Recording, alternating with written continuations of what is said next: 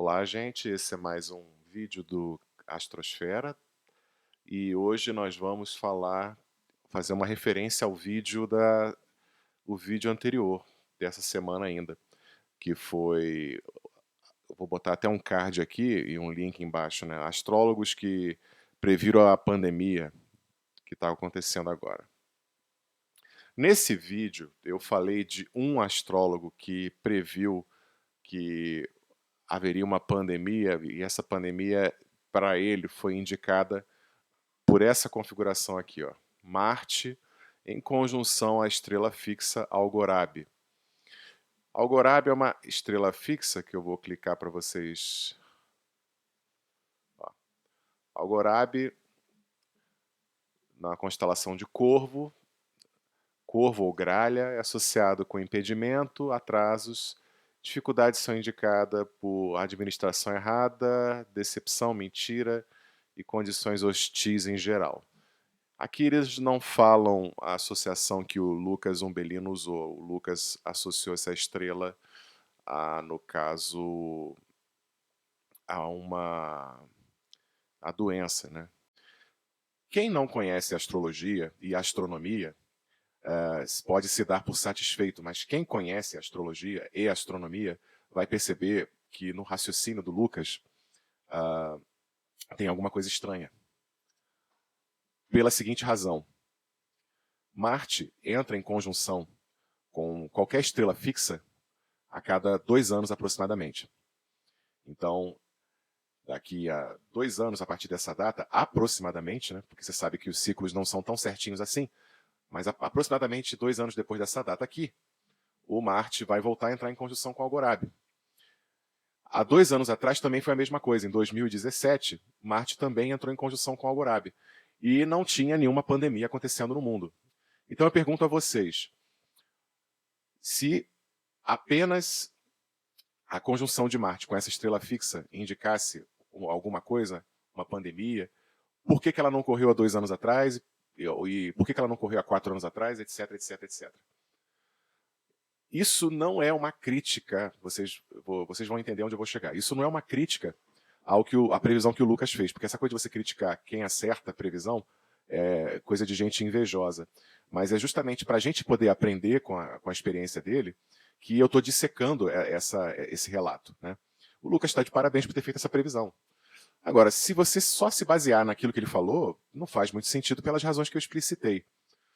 E aí, eu fiquei uns 2 dias pensando o que poderia ser isso. Eu fiz mapas de ingresso, eu fiz eclipses, e em nenhum dos mapas de ingresso, em nenhum dos eclipses que eu fiz, você mostrava Marte sequer perto de Algorab.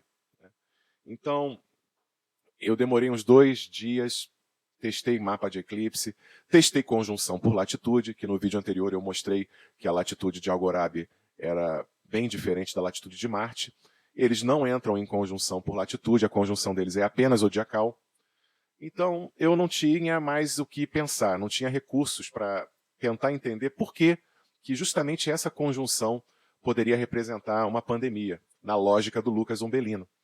E aí que eu vejo um pequeno detalhe, do tamanho, na verdade, é um detalhe enorme, que é o maior astro do céu, se é que vocês me entendem, esse pequeno detalhezinho está perto ali de Marte. Você já deve saber o que é, né? É o Sol. O Sol está em 0 de Escorpião. O Sol está a aproximadamente cerca de 16 graus de Marte, de Algorab. Portanto, uma coisa que a gente precisa ver é se o Lucas estava usando uma ascensão heliacal de Marte. O que é uma ascensão heliacal? A ascensão heliacal é quando o planeta, após um período sem estar visível, ele reaparece. E o que pode deixar um planeta invisível nos céus? Duas coisas. Ou ele está abaixo dessa linha, que é o horizonte, aqui é o horizonte do observador. Se estiver abaixo do horizonte, obviamente, você não vai ver. E outra coisa também que pode fazer o planeta não ser visto é a proximidade dele com o Sol. Se um planeta está muito próximo do Sol, o brilho do Sol é tão grande que ele ofusca o planeta. Isso é uma condição na astrologia medieval muito usada e muito, mas muito importante, e que não dão tanta importância assim na astrologia moderna, que é a combustão, ou estar sob os raios do Sol. Essa é uma condição muito ruim, talvez seja uma das piores condições. O planeta perde a sua luz, ele não é visível. Perder a luz significa que os assuntos que o planeta significa, eles podem não acontecer ou acontecem de maneira muito débil. E sair de perto do Sol é uma coisa que é inversamente proporcional ao a se aproximar do Sol. Sair de perto do Sol é uma coisa muito boa. E quando o planeta se afasta do Sol o bastante para que ele seja visível, é considerado um momento muito importante. E esse momento ele é usado para se fazer previsões. Mas quem usava isso, por incrível que pareça, são os babilônicos. A astrologia da Babilônia que usava isso. Por que se usava isso? Por uma razão muito simples. Isso é uma coisa que você vê acontecer nos céus. Isso é um acontecimento. Isso não é uma coisa teórica, não é uma coisa que, que alguém fez, pegou o céu e traçou mais retas e descobriu. Não. Você vê o planeta depois de semanas, depois de um mês, você vê o planeta aparecendo de novo. E isso era considerado uma coisa muito importante para se fazer previsão. Vamos ver como é que seria essa visualização do planeta nos céus usando Sol e Marte. Nessa data aqui, ó, 2 de setembro do ano passado, Marte e Sol estão no mesmo grau do zodíaco, 9 de Virgem. É claro que Marte, nesse caso, não tá visível. Marte aqui está no coração do Sol, que é uma coisa que a gente pode estudar depois, porque é bem interessante, mas não convém no caso. Vamos fazer um mês depois. O que acontece? Ó, eu vou colocar os dois embaixo do horizonte. Olha, um mês depois dessa conjunção, o que a gente vê? A gente vê o Sol se afastando de Marte. Ele estava no mês anterior, ó, ele estava no mesmo grau. Um mês depois, ele já está separado. O Sol está separado de Marte cerca de 10 graus. Aqui é a linha do horizonte. Vamos botar setembro. Quando Marte cruza a linha do horizonte, isso aqui é o Sol nascendo, de manhã cedo. O Sol nascendo, ele vai cruzar a linha do horizonte. Ó, cruzou. Quando isso acontece, Marte não é visível, porque ele está muito perto do Sol. O Sol ofusca o brilho dele. Agora, se a gente fizer um mês depois, Marte está em 2 de outubro, Marte está a 10 graus de distância do Sol. Vamos botar ele para nascer. Ó. Peraí, vou fazer o seguinte. À medida em que o tempo vai passando, Marte está nascendo, porque ele está cruzando o ascendente. Ó, tá vendo? E o Sol também está atrás dele, logo atrás dele. Tá. Vamos chegar nesse exemplo aqui que é interessante. Depois de uma certa distância, à medida em que o Sol vai se aproximando do ascendente, é claro que o dia está nascendo, você começa a ter uma luminosidade maior. Mas os planetas que estão atrás do Sol, nessa região aqui, eles ficam visíveis antes do Sol nascer. E um pouquinho depois também. Mas para que isso ocorra, os planetas têm que ter uma distância mínima do Sol, certo? Aqui, essa distância aqui, se você pegar 8 graus mais 2, que é a distância de Marte para o Sol, dá 10, cerca de 10 graus aproximadamente, né?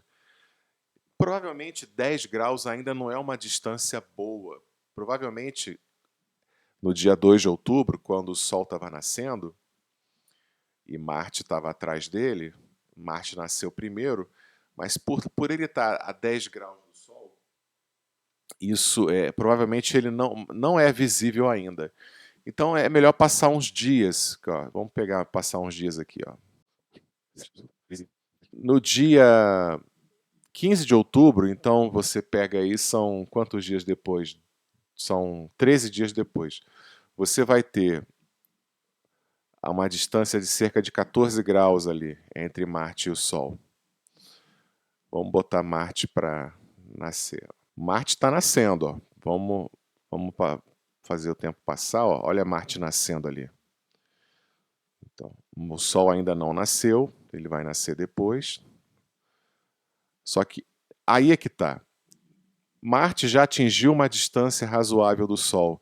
Essa distância ela pode variar dependendo do local onde a pessoa está observando, no local do mundo, porque isso depende de condição atmosférica, umidade do ar.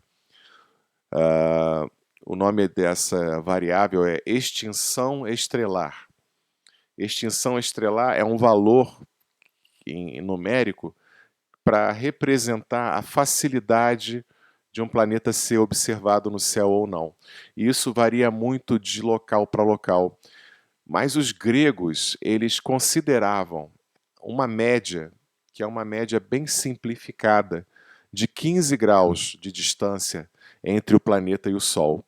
Então, quando um planeta está a 15 graus de distância do Sol, para os gregos, mas isso não é verdadeiro 100%, porque vai variar de acordo com a atmosfera, de acordo com a latitude e longitude de onde a pessoa está observando. Mas cerca de 15 graus o planeta já é visível e ocorre o que seria uma ascensão heliacal. Então aqui a gente está presenciando uma ascensão heliacal de Marte, ocorrida no dia 15 de outubro.